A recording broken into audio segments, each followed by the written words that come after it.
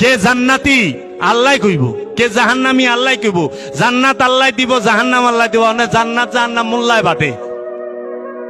যত প্রকার কাফের ফতোয়া আছে, তাব্বাত ইয়াদা আবুল আহাব মহানবী বলে নাই, বলছে আল্লাহ। রসুলেরা কখনো কাউকে ফতোয়া দেয় নাই। কাফের, মুশরিকিন, জালিমিন আল্লাহ বলছে।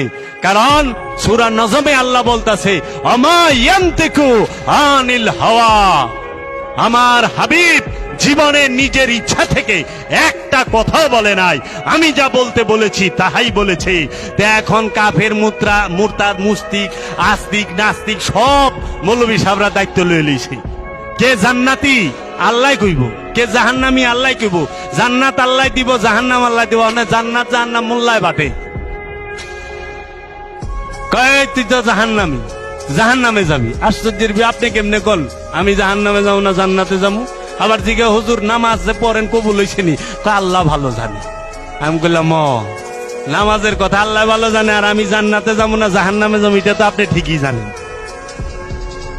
এইটা আপনি কেমনে জানলেন? আশ্চর্যের বিষয়, আমাদেরকে কোথায় নিয়ে আসছে। খবরদার এই কাদা ছোড়াছুরি কইরেন না।